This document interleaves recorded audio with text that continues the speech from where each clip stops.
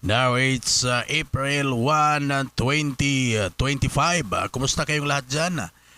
Mga nakantabay worldwide ng ating YouTube channel. Sa mga hindi pa subscriber ng ating YouTube channel, pwede kayong pwede ninyong pindutin ang subscribe button and pahit ng notification bell upang sa ganon ay manotify ka sa mga bago nating content.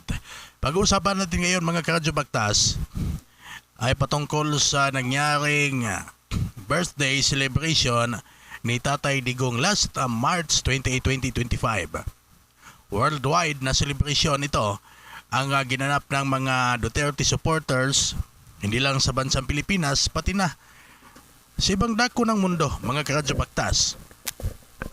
Makikita ito sa social media, sa Facebook, YouTube, kung ano-anong mga lugar, ano-anong mga bayan o mga bansa ang nakikilahok sa selebrasyon noon ng ating former President Rodrigo Roa Duterte. Ngunit isa ang kapansin-pansin dito mga karadyo baktas ay si Senator Alan Peter Cayetano.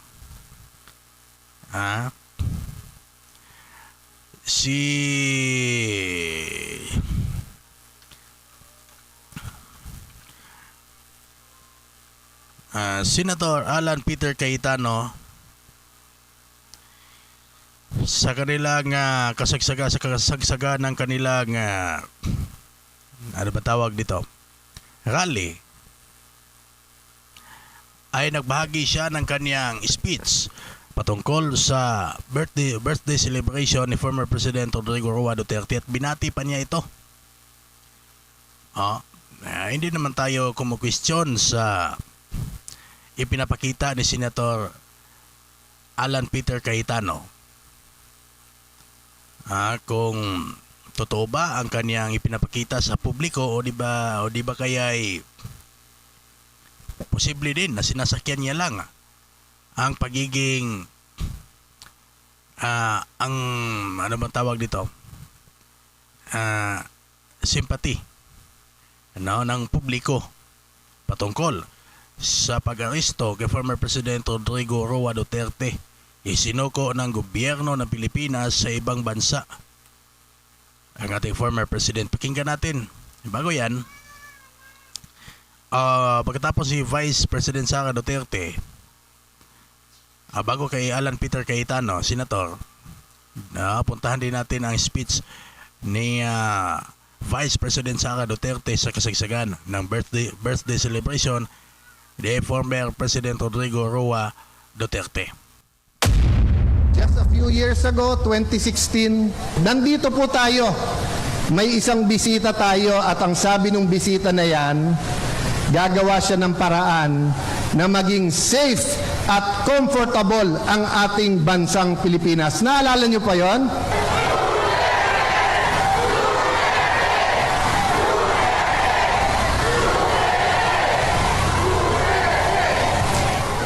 Birthday niya ngayon, di ba? Di ko alam kung maririnig niya tayo. Kaysa sa mag-iyakan po tayo o magalit po tayo, pwede ko bang anyayahan si Lani at pwede ba nating kantahan? One and only Rodrigo Roa Duterte. Happy birthday to you. Happy birthday to you. Happy birthday, happy birthday. Happy birthday to you. Ang Taguig hindi nakakalimot. Ang Taguig tumitingin sa kanyang pinanggalingan. Ang Taguig mga karadyo baktas ay hindi na nakakalimot kung ano man ang sinimulan ni former President Rodrigo Roa Duterte. Pakinggan natin si Senator Alan Peter Cayetano.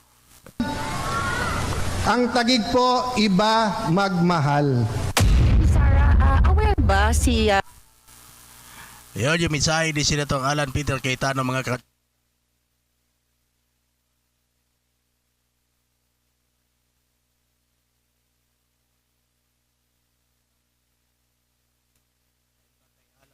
Cayetano.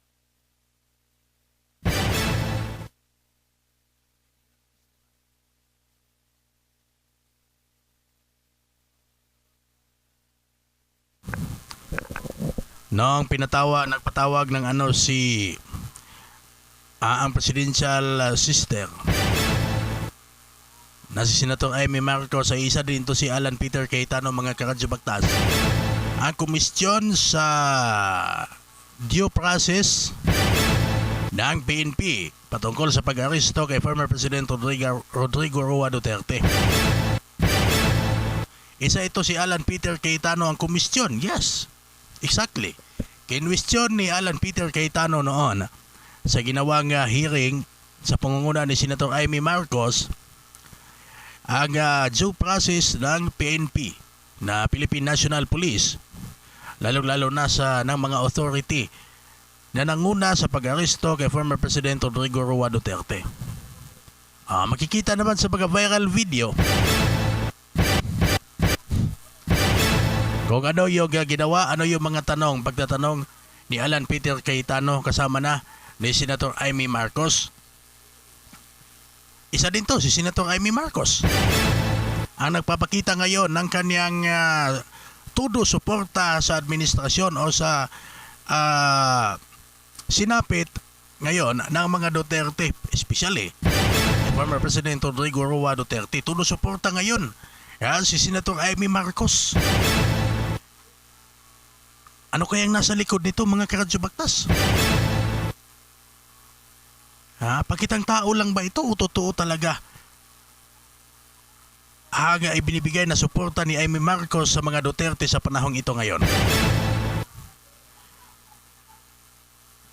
Sa ibang banda naman, ayon pa sa pagkabalita, si Bongbong Marcos di umano ay hindi na mabuti ang kanilang samahan ngayon ng kanyang kapatid na si Senator Amy Marcos. Sa Bisaya pa, mura silang nagbungol ba?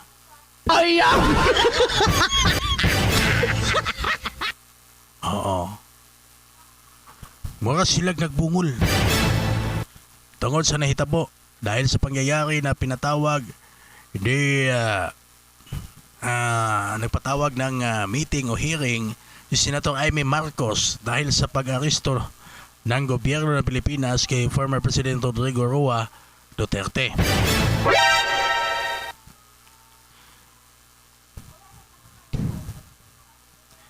Ito kaya si Jinggoy Estrada, kumusta? Ikaw, karadyo bakta, si Jinggoy Estrada, ano ang sa palagay mo, ano ang kanyang totoong ipinapakita? Isa din sa napuna ng netizen, napuna ng publiko ang ginawang pagsuporta ni Senator Jinggoy Estrada. Ang kanyang statement, inustyon niya ang pamamalakad ni General Torre ng CIDG, mga karadyo baktas. Kinustyon niya ang due process ni General Torre at ng PNP personnel sa pag-aresto kay Digong. Totoo ba ang ipinapakita ni Senator Jinggoy Estrada? Pakinggan natin si Vice President Sara Duterte. Former President Duterte na milyong-milyong Pilipino ang nag-gather ngayon and in the past sa kanyang birthday. Yes, ma'am. Wow! Pinadala po namin kanina sa abogado Okay. yung pictures ng Davao City. Dahil kasi yun lang meron akong pictures, but ang naintindihan ko buong Pilipinas ang nagse-celebrate ngayon ng birthday niya. Buong mundo. Yeah. Buong mundo nagse-celebrate ngayon ng birthday niya. Ang pinadala ko sa abogado, and sabi ng abogado, there is a system doon sa loob na ina-upload yan sa laptop ng detainee at nakikita niya doon ang mga letters, ang mga photos, ang mga videos na pinapadala ng mga family members, and I think allowed din ang mga ganun, mga footage ng supporter. Yeah. May message po ba siya sa government sa ginawa sa kanyang illegal kidnapping? Wala. Ma'am, he never mentions the administration. But up to the last minute, he always said, and he told So everyone, that para organize po tayo, yung mga taong nandiyan please. Proceed po tayo sa Sabi. Ikaw din Parang hindi po tayo mga Karadyo Baktas dahil sa panahong ito ay ang birthday ni former President Rodrigo Roa Duterte. May event doon sa Dahig, Netherlands. Kaya medyo maingay. Are you aware po na yung mga supporters ninyo ay ginigipit ng Congress at gustong ikulong? Yes, ma'am. Ito yung magandang usapin. Speaking of Quadcom, speaking of Congress, natanong ng isang reporter ang panggigipit ng mga congressman. Hindi naman lahat pero majority ng mga congressman sa House of the Representatives, mga Karadyo Baktas, ay pinagkaisahan talaga nila ang mga Duterte. Ginigipit nila ang mga Duterte. Bakit ganito ang ginagawa ng mga congressman? Siguro, maybe this time, takot sila na may mga Duterte o may Duterte na makaupo dyan sa palasyo dahil malaking anomalya ang pwedeng masiwalat kapag mga Duterte na muli ang maghahari sa palasyo. Ito yung kinakatakutan nila. Ito yung kinakatakutan. Ito yung dito sila natatakot na maging presidente na si Vice President Sara Duterte o sino sa mga Duterte maging presidente, talaga namang hindi nila ito tatantanan.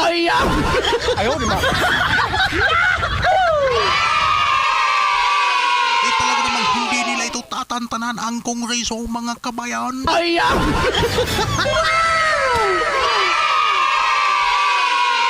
Iisa-isahin nila ang mga anomalya dyan sa Congress hanggang sa mahuli nila, hanggang sa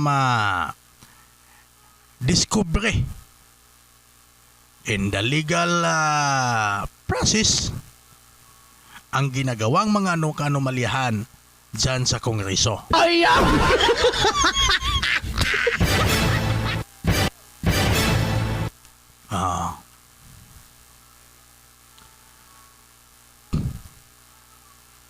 Pagpatuloy natin si Vice President Sara Duterte. Opo, actually may nagpadala sa akin na retired PNP personnel.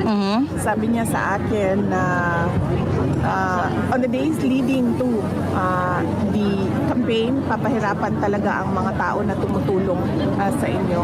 Kaya sabi niya, sabihan mo yung mga kaibigan ninyo at mga supporters ninyo na kung ano man yung mga kailangan nila i-comply sa mga government offices, BIR, Bureau of Customs, DFA, lahat ng mga merong negosyo na kailangan may compliance, ay i-comply nila because ang sabi ay papahirapan, kung hindi man papahirapan ay isasara talaga ang mga business. Pero right now po yung kung hindi man papahirapan, isasara talaga yung mga business. Kung sino man yung mga negosyante, may hawak na mga business na sumusuporta kay Vice President Sara Duterte at sa iba pang mga Duterte ay ginigipit talaga ng Congress. Hey, attorney. Ito'y ayon pa kay Sara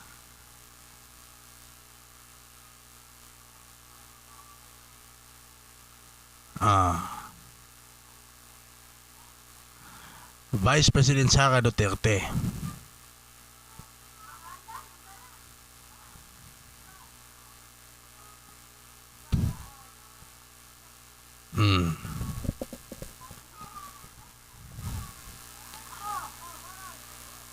Ito yung malaking problema dito, mga Karadyo Baktas. Dahil ang Congress ngayon ay iniisa-isa na nila. Kung sino man yung mga supporter na mga Duterte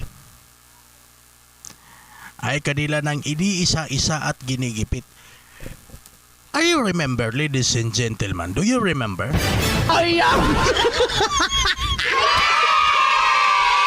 you remember Nakaraang meeting sa Quadcom kung saan pinatawag ng mga congressman ang ilang mga vlogger. Yung ilan sa kanila ay umiyak. Dahil sila ay pinakatangan ng mga congressman na nagsisiwalat di umano ng fake news. Kahit ilang beses nang sabihin ng mga vlogger na kanilang opinion lang ang kanilang ibinibigay sa social media. Para naman hindi na ipakontempt ang mga vlogger, pinapasuri ng congressman. Yung ultimong vlogger, kawawang vlogger, ay nagsuri naman for the sake na hindi na sila ikukontempt.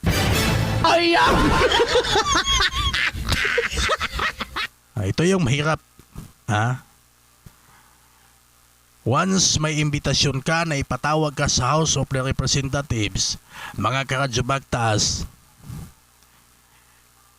ang pinakaunang expectation mo dyan ay isa-cite in contempt ka talaga. Kapag hindi nila nagustuhan ang sagot mo, kahit na nagsasabi ka pa ng totoo, talagang I warn you. Ikukontempt ka talaga. Ganito yan. Ganyan talaga. Ang rason na ito, o ito ang rason kung bakit ang mga vlogger nang unang patawag sa kanila ay halos silang lahat ay hindi pumunta.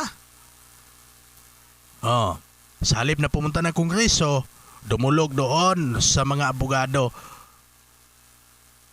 para hindi sila makontempt. Yan mga karadyo-baktasyon ang laman sa ating usapin ngayon sa araw na ito, April 1, 2025. Ipagpatuloy natin ang iba pa nating pag-uusapan sa next natin na upload. Dahil meron pa tayong personal na bibigyan ng pansin ngayon sa oras na ito. Maraming salamat mga karadyo baktas sa inyong panonood. Ulitin ko, kung bago ka pa lang sa ating channel, hindi ka pa subscriber, pa-subscribe, pahit na notification bell at magbigay ka din ng komento sa comment section upang sa ganon pag-uusapan natin sa comment section kung ano yung gusto mong ibahaging comment, negatibo man yan o positibo. Dito happy-happy lang tayo. Maraming thank you mga karadyo baktas. That's all. And